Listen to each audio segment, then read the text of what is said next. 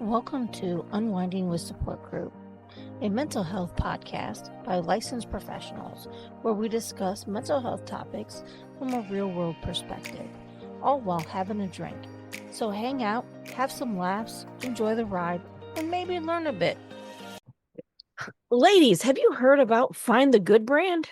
I have not. Tell me more. Perfect. They are a brand of clothing that we are now partnering with for here at Unwinding the Support Group. Which is cool about them is not only do they have awesome messaging, like, find the good, it's everywhere. But they donate 10% of their profits to the Mental Health Foundation of America. So I find that super cool. You can find their website at findthegoodbrand.com. And what's extra nice is listeners of the podcast here get 10% off when they order clothing from there, just for listening.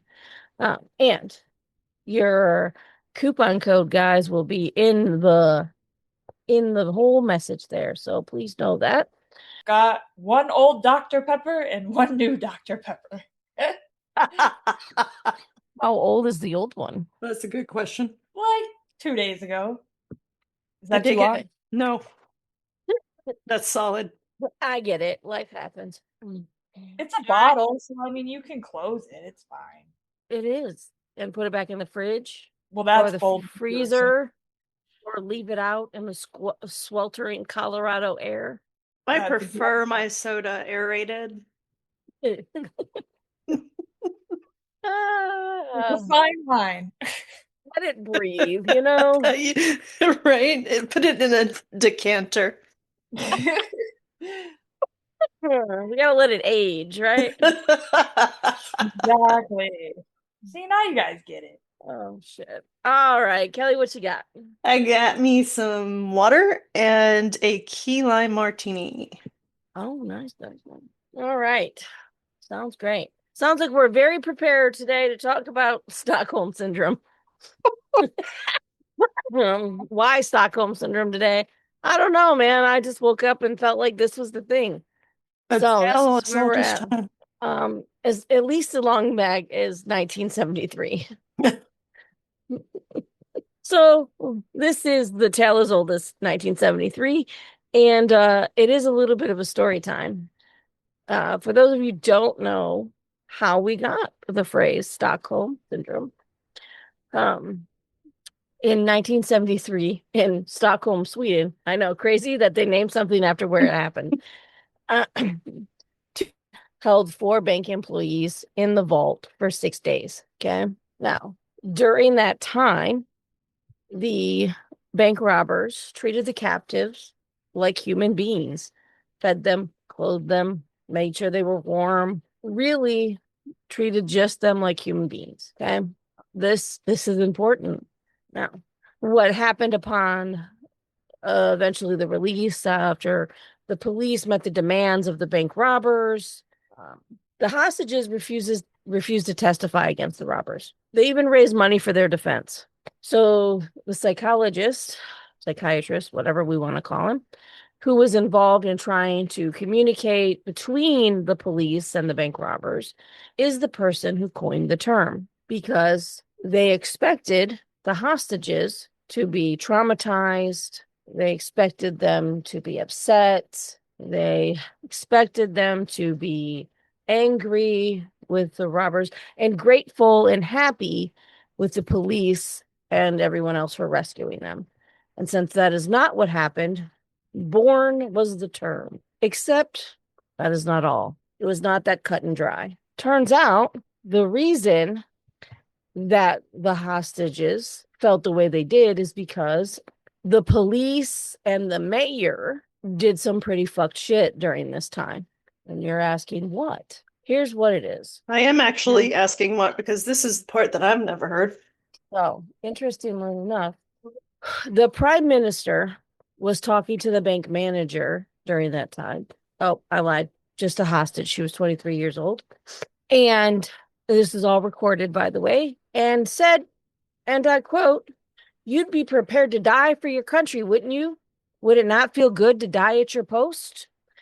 that's one of many things in which the negotiation, the psychiatrist who was dealing with this botched the communications. The police themselves treated the hostages poorly during this time. And so even afterwards, no one talked to the victims. The police did not interview the victims once. So during the whole thing, what happened was the psychologist, because things did not go the way he believed they should, because the people did not come out upset and they didn't come out angry with the bank robbers and weeping with joy at the police and him for rescuing them. This is why Stockholm Syndrome wasn't created. Though I think it's very important that the 4 people who were held hostage for 6 days were never talked to by the police or the psychologist afterwards. Yeah. So when I tell you there's no such thing as Stockholm Syndrome, I tell you there's no such thing as Stockholm Syndrome. It was just made up because 4 people did not respond in the way someone else believed they should have, even though that person did the wrong things. The hostages were afraid the police were going to kill them. That's sobering and disconcerting. Yeah. The bank robbers took better care of them than the police, huh? Right. Yeah. I love when I find out things that we've just taken as like, oh, this is the thing. No, it's not. So, just to make sure I'm on the same page, Yeah. they're in there. Yeah. And the bank robbers are taking care of them while they're under siege. But the police are basically like, you're willing to die for your country, right? We don't give a fuck. Essentially, yeah, you are a pawn, a piece, you're expendable. It's an honor if you die in the bank. Right? Cool for you. While they were meeting the bank robbers' demands, BT dubs. Okay. And then they go back and the bank robbers are like, here's some food and some clean clothes and, Here's a coat, you're cold. Here's a blankie. yeah. You want some water? You want some food? You hungry? Yeah. You need a pillow? You need a snuggie? You want some cuddles? You want a hug? Like, we got you. Right? Yeah. I'm gonna side with the bank robbers too, bro. For real. That's human nature. Yeah. Absolutely. I'm gonna side with the bank robbers. Like, it So much also so, look, I think this is important. When all of this ended, because the hostages were so concerned that the police were going to kill them and the bank robbers, they walked out in front of the bank robbers of their own volition. They were shielding the bank robbers? Yeah. so they had to make it into a syndrome instead of being, excuse me, a syndrome to explain away the fact that the police were effectively threatening them. It couldn't just be that they were humanized with the bank robbers because they didn't want the reality of the police being like, your lives are expendable. Yeah, you got this. Sorry about your luck, bro. Right. And because the mediator was a psychiatrist, I forget which one. He's the one who came up with the term because, well, he expected them to be grateful for him for negotiating, but his negotiation was shit because they basically were like, I don't know, get fucked and die. I mean, yeah, I would say that too. You want me to die for, you want me for this country? Y'all can't see that, but middle fingers in the air. Like, yeah. So he literally called it a syndrome, made it up. I mean, it really wasn't initially called Stockholm Syndrome, but I can't speak Swedish, so don't ask me what it is. But it eventually just became Stockholm Syndrome, which is not a thing. It's not a thing. It's just a made up shit because the police, the psychiatrist, and the prime minister all sucked at this. Mm-hmm. Yeah. So. That actually irritates me. It irritates me in numerous ways. It irritates me in human ways. It irritates me in the research soul of myself ways. Like so many ways. So many ways. Yeah. Because it irritates me in the surviving of a domestic violence situation. It irritates me in helping people who survive domestic violence situations because we were talking prior to this about learned helplessness because that's really what's happening, and so not in that situation, but in other situations. We're not Stockholm syndroming. We're adapting to our environment to stay safe. Not in that situation because they were being nice in them. And they were like, "Hey, you want some cuddles?" They said, "Oh, you hungry? Let's share food." Yeah. But what happens now is anybody who's adapting to survive a situation like that, and I'm thinking of, God bless her, I can't remember her name, but she was kidnapped and held in the forest by those two people, Smart. Elizabeth, yeah, Smart. Uh, was that her name? Am I thinking I of? mean, she was kidnapped. I She can't was remember. held, the girl that I'm thinking of was blonde, and she was held in the woods in the PNW for a while by two people who had some really culty religious beliefs. And she went along with them, and I think that Stockholm Syndrome was brought up with her, but she was adapting to survive. She was abducted from her home Yes. from Salt Lake City, Yes. Utah, the Utes, Yeah. by Yeah. David Mitchell. See, he has Yes. 3 names. That's how you know he's a bad guy. They gave him Right? his middle name. Amen, sis. It's always the middle names if they throw them out there. But like when you start throwing stuff out there like that, it becomes muddied. And I always tend to go toward learned helplessness, where it's like you have learned that you've assessed, okay, I'm in this situation. There is nothing I can do at this time right now to help myself. I'm assessing. So my best movement is to adapt, is to remain aware.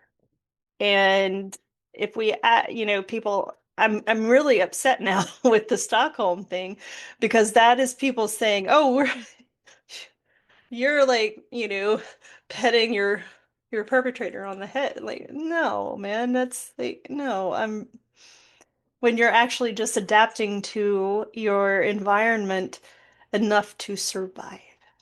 No, which I think is actually probably where we should take this conversation is to the learned helplessness, because in today's nomenclature, that's what Stockholm Syndrome really means, is learned helplessness, though clearly we fuck that up per usual around here. But I just thought it would be fun to tell you guys it's not really a thing, and you all should, you can look all that up. I'm not making it up, promise. Just because a white guy made something up doesn't mean I'm making it up to make him look bad.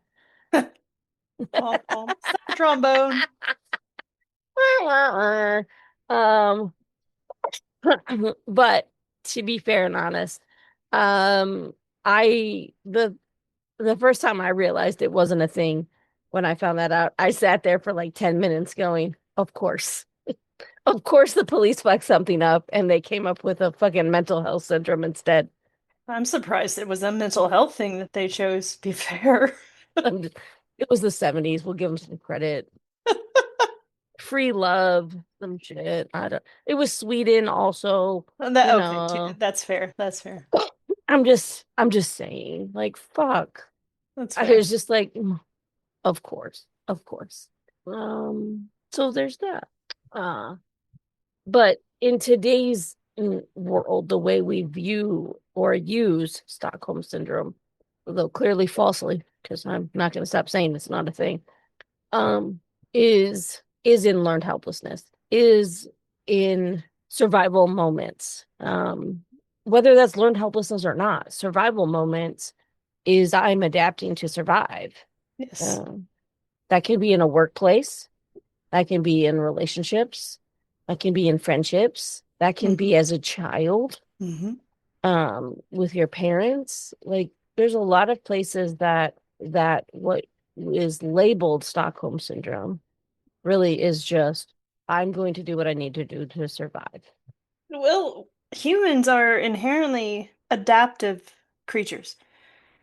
Like, we will do what we need to do to adapt to our surroundings. It's just in our nature. It's what we do. True. That's Bree, true. what are your thoughts? Well, I don't know if it's adapting is the word that I'm thinking of, but like it is an interesting idea that people will go along with others, even though like it could be dangerous. You know, like you're talking about this girl who is in the Pacific Northwest, and you're saying that she went along with her captors. Mm-hmm. Yeah, I think it's still interesting because, you know, as much as some of our instincts are to fight, like how some of them are just kind of to adapt and go with the situation, even if it's not in the best interest of self preservation. Yeah, I don't know. It's as much as like I hear that Stockholm syndrome isn't like a real thing, it also feels a little like it could be, and I not in the way that they describe it or where it came from, because obviously where it came from is crap. Um, but yeah, I feel like there is something to be said there about individuals who kind of ignore that flight response and are more prone to just sticking it out or trying to figure out how to adapt in a situation in which you're not supposed to know how to adapt to because it's wrong, it's dangerous, it's against what you should be doing. Am I saying that right? Think it, You are, but I think it's because you're thinking about it in the binary fight or flight without uh-huh. recognizing that people freeze and fawn. That, yes. And I mean, I hear that. I'm also kind of like I guess a freeze a lot of times. But at the same time, if I'm trying to put myself in like that situation, it's just an interesting idea, right? Yeah. Of like, you know that this is not good for you, but you continue to like go with it, which at the same time I can also understand that very well because I've done many of things that I know are not good for me and I continue to do them. Um, but I don't know. It's just interesting that there could be individuals who don't like are in that situation for so long. So I think we've all heard stories about those who have been captive for so long that they don't forget that this is like someone who like captured them, but they don't see it as big of an issue as they maybe did in the beginning. Am I saying that right? Yeah, but that's, I think over time that's a normalization, Mm-hmm. right? Not less like a Stockholm thing. It's this has become normalized. If I spent 20 years in the same environment where this is all I know, this is that abuse is gonna wear me down on some level, Yes. like that Right. psychological thing. And so therefore this is normalized, and at some point this is just what I know. Yes. And like I get what you're saying though. I think what I think is interesting, and I will agree with you, is that people sometimes go along because they believe this is how they survive, Right. right? Yeah, and I think that's kind of what I'm trying to say is like in your mind, like in my mind, if I'm in that situation, I would know that anything I do with staying with like the bad guys is dangerous and like trying to run is the better option. But yeah, at the same time, like that's not what some people their first kind of thought process is like maybe if I just do what they say, then things will turn out better for me. I just think it's very interesting the way that everybody's so different. Yeah. No, agreed, 100%. Like I think it's, you're taken to a whole new location and outside of everything and stripped away from everything, and like, okay, everything about your life is now dependent on someone who's also terrorizing you. Hmm. Well, okay, I'm going to do what I think I need to survive this, in the off chance that there's an opportunity later to get away, and maybe later never comes. So, can I interject for a second? Of course. Of course. I have been in that situation. where my self-preservation was basically punched in the throat and thrown behind me, and I had no choice but to go al along for the ride and do just nod and wave, nod and wave in order to make it through the day. And that was the best that I knew how to do in the moment, because any deviation from that particular pattern was going to cause me more pain, more strife, more danger. So maybe my self-preservation wasn't actually throat punched, because as I'm talking about it now, I'm thinking anything that I did other than that was going to cause me more danger. So I weigh, my subconscious was weighing as I'm word vomiting, weighing the pros and cons. I'm weighing what is danger, what is less danger. Do I go along to get along? Less danger. Do I, fight and, run? More danger.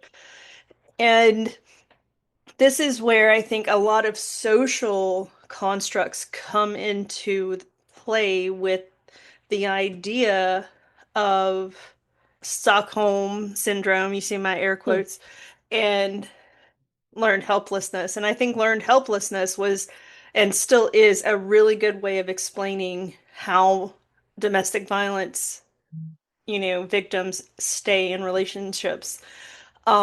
Because there is a belief system out there that says, you know, that we should, be able to be like, no, sir, no, ma'am, no, they, no, no at all. But where in our minds, our amygdala is triggered and we're gauging our responses: fight, flight, freeze, fawn, apparently flop now is one where it's like we're all Is that when basketball players have a foul and they flop on the court to play it up? no, no, Because no, that's a no, flop. no, no. This one apparently is, I've been No, told, no, that's a flop.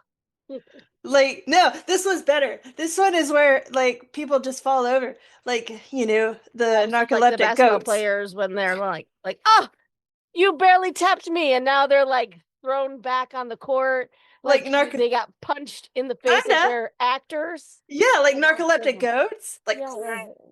Perfect. I love this. I'm I dead. love this. I love this. Right? Did they name it after? I don't know. I just heard this was a thing recently. When did this start happening? I don't recently. It just came across my like, desk recently and I was like, flop? Really? Like this is the I blame thing? basketball for this one. I blame narcoleptic goats because they're cute. And I swear the next time somebody scares me, Goat yoga. I'm gonna fall down and I'm gonna be like, "Ugh!" And they're gonna be like, what's wrong with you? And I was like, fight, flight, freeze, fawn, or flop. And I How many flopped. F's do they need to give us here? I, right? But all that to say is that our brains make subconscious choices based on the information given, and we do the best that we have in the moment. And the best we have in the moment keeps us, or attempts to keep us, Yeah, alive. So it's self-preservation either way. it is. I agree. And I think, there's a difference between, I think there's a defined difference, I think, between like a kidnapping straight off the street and then having to be thrust into that versus a systematic wear down, which is the difference between, let's say, like we were talking about, like with the smart case and like a domestic violence. One is abrupt, Hmm. where you have to then like Yeah. contemplate your avenues of what can I do, what is safe, what is dangerous. Like you're running through scenarios as fast as you can and making decisions in that mode there. Where like with the DV or intimate partner violence, it's systematic, it's slow, Hmm. it's in a slow erosion. And so it becomes conditioned, which is where, like you're saying, that learned helplessness comes in, because True. it becomes something that is slow and eroded. And so I think it's also important to like notate we're also talking about two different kinds of things as well, and how like a bank robbery is something abrupt and that just happens. And there are things where like abuse, even if it's like a parent-child type thing, where that is slow and over time. And there are learned things that come into place with that. And I'm not saying like 20-year kidnapping doesn't turn into a learned thing either, but in the immediacy, there's a lot of, oh fuck, this is new. Oh no, you're gonna have probably different reactions to an immediate thing. Yes. 100%. You might flop right away. I don't know. I might. I bet. Listen, I swear to God, I need a comment. Who the fuck is flopping in times of distress? I want to know if anybody listening to this is a flopper. I want to know. I There will be no judgment. I am just curious. I promise. I just want to know. No judgment. I'm just curious. make a poll. I'm just curious. That's all I'm saying. I feel like we all should just become floppers. I would like to, because then I would just be out and I wouldn't have to deal with it. Except for then nothing gets solved. I mean, maybe not, but I'm still sleeping. We still have to deal with it when we wake up. Shit, it's still here. We all flopped. And you just flop again. We just continue to flop. Uh-huh. Exactly. Okay, so I just looked it up. Flop, feeling flop. profoundly overwhelmed and physically shutting down. Instead of active freezing, the body goes limp, apathetic, and unresponsive. So you're just like a narcoleptic goat. Okay, so what you're telling me is my youngest manipulation tactic, when he doesn't get his way and he folds in on himself in his wheelchair, where he's like to see if you're paying attention to him while he crocodile tears, that's a flop. I'm not, I can neither confirm nor deny. Got it. Understood. Got it. Giant fucking manipulation tactic by that child. He's like, I didn't get what I wanted. And then just like collapses in on himself. Can neither confirm nor deny. What a fucker. But I Bree, I feel you. I feel you on that because there there are moments where I think a lot of us who have been through things and looking back on it, maybe in retrospect, would choose a different response. Oh yeah. I think there's like really not anything that I've been through that I'm not like, if I could go back, I would do the same thing. I wouldn't do the same thing, anything. But I don't know.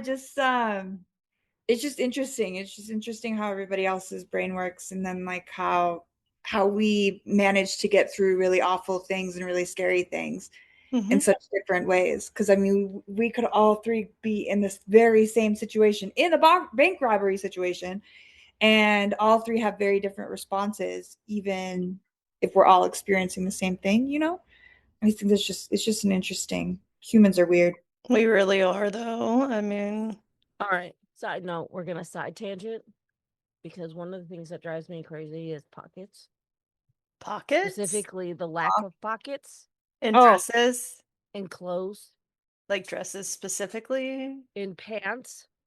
Put on a pair of pants. Do you have a real pocket? No, Oh, you I don't. mean, why would they put I hate that. Yeah, why would they put fake pockets where they're It's a whole thing. I get on the soapbox all the time.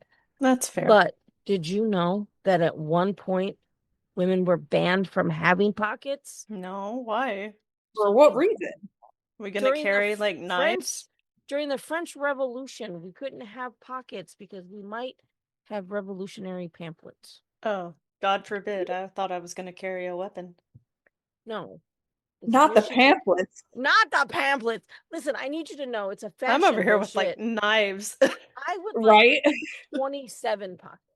I need you to understand that. I want pockets on everything. I want pockets on my socks. I want hoodie pockets on my t-shirts. Please explain to me why that's not a thing. Pockets are amazing. I love pockets. This is the thing. I think someone should open a store named Pockets where women can just go and take their clothes and have pockets made for them. This is a fucking Ooh. money. This is a money getter. Bree. We hate not having pockets. Bree. I'm All right, pointing let at me learn you, how to dear. sew real quick. Let me learn how to make all the pockets. Listen, you can put pockets on socks, pockets on bras, pockets on shirts, on tank tops, pockets everywhere because I'm sick of not fucking having pockets. I Bree. just need to know, Arlene, what's got you on the pockets all of a sudden? What I don't happened? know. Something popped up on my feed that said women didn't have pockets because of witchcraft. And then I was like, is that for real? Wait, what? No. And it's not for real. What? Now you've got my attention because of witchcraft? It's just made up. That was just made up. I can't stick like my Palo Santo in my bra. I mean, if you want to now, but the reason we don't have pockets has nothing to do with witchcraft. I was just curious if that was real. Oh, okay. It has to do with pamphlets instead, which is not much better. Instead, it's fashion and fucking pamphlets. They were worried about pamphlets, and I'm over here like sticking knives and shit in my bra. Buddy, they should be more worried about the witchcraft. And knives. I woke up this morning choosing violence. I'm just saying, I didn't sleep well last night. I had bad dreams. I'm just like, yeah, the witchcraft thing. I was like, is that even real? Because I don't feel like it is, and it's not. No, we had aprons. I say that as though I were alive. We had back then. aprons back when we got burned at the In my stake day. for being mouthy women. I was alive back in the days. Back in the days, we got burned at the stake for being mouthy. We This carried podcast her. would not have happened because I would have been burned at the stake. I think we all would have, but I was there and I was alive then and I got dunked.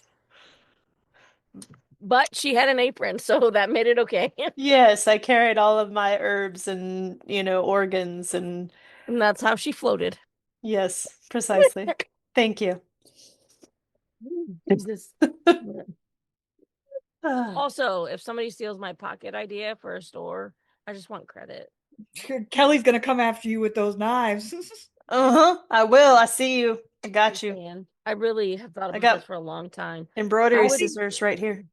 I think we should do it, Arlene. Come on, let's Do you know how make it many so. women would pay to go to a place to get pockets added on their clothes? I mean, seriously, they're making wedding dresses with pockets now. Like infinitely deep. You can keep your cell phone in it. Like Listen, a everything small should have a real child. pocket. I don't understand why I have shorts that don't have pockets, but my husband has shorts that have 72 pockets. Rob has shorts that he could fit like an arsenal in. Seriously. And they do. They put everything And they in their do. pocket. I know. And I am like, I don't have one pocket. I know. It's We go to a concert and I'm like, you take this and this and this and this and this Right, because exactly. they want to search me. They don't want to search you because you're a man. Like, oh, look at all your pockets. Here you go. I don't got no pockets. And I don't carry a purse because I fucking refuse. I carry a bag because I use it as a weapon. Listen, I lived through hell. I have case law, Virginia good. case law in my initials. You're So good. I don't. I just can I get winging some it like pockets? Xena. Can I get some pockets? I'm just fucking saying. It's annoying. So there you go. There's my TED talk on fucking pockets. That happens, I swear to God, at least twice a month. Really, pockets irritate me. that much. Linguistics is a thing of mine. Where did pockets originate from? I don't know, but I'd like some. I'd like them everywhere. I want my pockets to have pockets. They probably can. Have pockets. They probably have in the past. Like not those like pretend ones in your jeans where like you're like, why does this like little thing exist that I could stick my pinky in? No, I can only fit 1 quarter in there. I want a pocket for my pocket.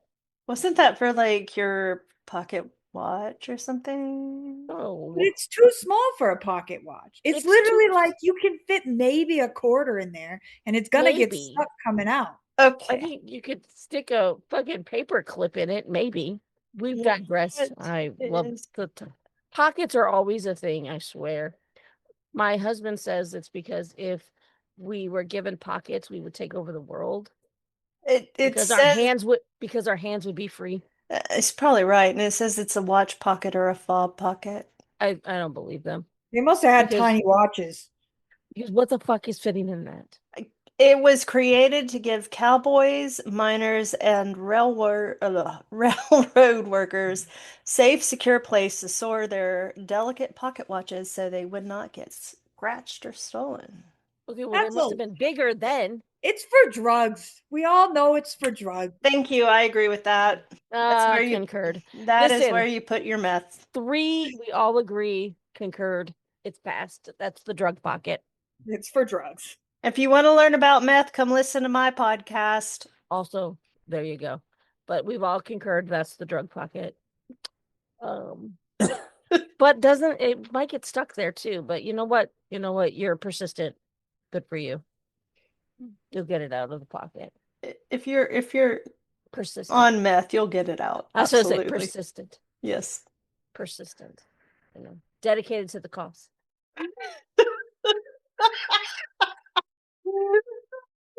Oh my, we have gone off the rails per usual. That's why it's so great. This is what happens when I bring up pockets. Here we go. But we should come back to learned helplessness. No, fuck. I don't even remember where we were on that topic when I brought up pockets. That's how much we've gone off the rails. We were talking about freeze falling and flopping. Oh God, fucking flopping. That's why we came off the rails. Mm-hmm. God damn it.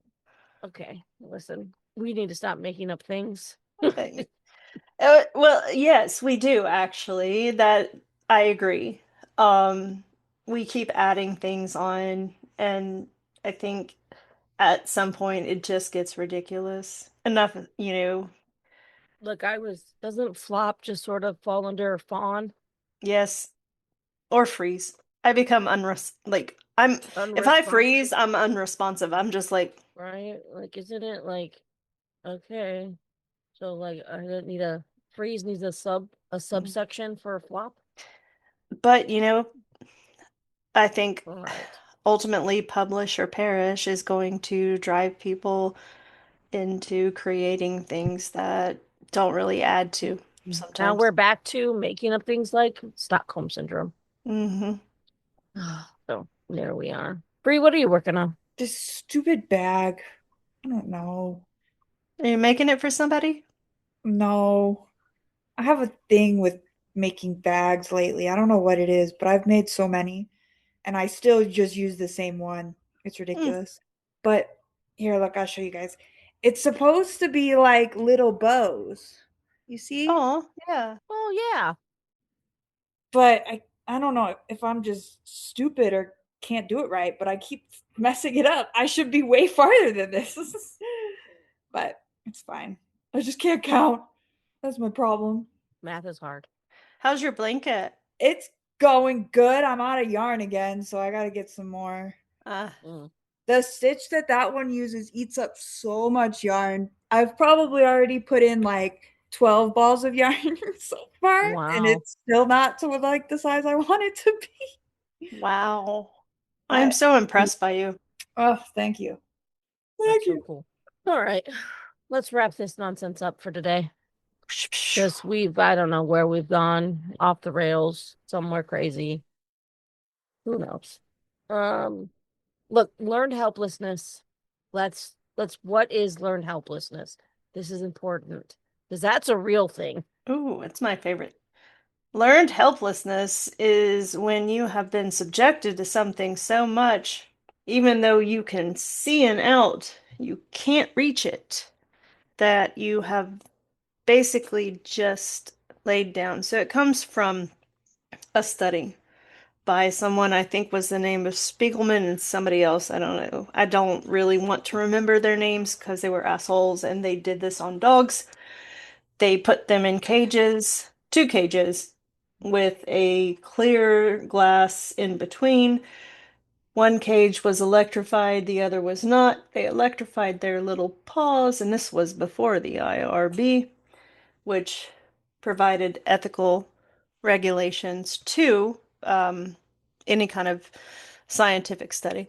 And they electrified them.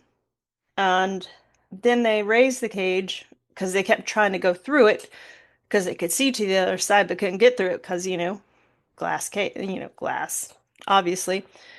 And when they raised it, they had learned that they couldn't get through it, so they just laid down. So they learned that there was no point in trying to get out. And then what happened? I don't know. I just remember they just laid there. I got pissed off Oh. after that. Oh, eventually they turned off all the electric stuff and opened all the things, and the dog still didn't move Oh, that's right. Yes. Yeah, they didn't. because they had learned There was no point. there They was no weren't. point. Yeah. No Even matter when what the they danger- did. Yeah, even when the danger was no longer there, because the danger had been there for so long, they were just used to the danger being there. Yep. So they just stopped trying. No matter what they did, even when there was a path to less pain or no pain, they quit. Yeah. It's pretty evil. And that was a study that stayed with me, and my brain kind of blocked out that last part because it was just vile. All right. And on that note, now you know what learned helplessness is. Mhm. So I'll tell you that all the things we do know, we'll recap. Stockholm Syndrome, made up. There's now a new thing called flop, and it's not in the NBA. Because they've been doing that for years. But learned helplessness is a real thing. And Kelly just explained in really great detail what that is. So understand when it comes to things like dangerous situations, there are reasons why people don't leave. It's not easy as just go. No. And I know we've talked about that some before here. So I just thought today would be an important thing of learning how we just sometimes make some shit up and things get rolling when they take on a meaning of their own. So as usual, ladies, I appreciate you being here. Always. Always. Except when I have a Uh, dentist appointment. Stupid dentist Fair. appointment. Fair. All right, everybody, give us a like, a follow, a share, subscribe, share with your friends, an enemy, a family member, someone you think needs to know what Stockholm Syndrome was just made up. I don't know, whatever. Keep it spicy. But we appreciate you guys hanging out. Again, thanks, ladies. Of course. You're welcome. Bye. Bye. Thanks for listening to another episode of Unwinding with Support Group. Follow us on Substack. Give us a like, a follow. Give us a comment. Tell us what you hated, what you like, what you want us to talk about next. Let everybody know where they can find us too. But thanks for hanging out with us once again.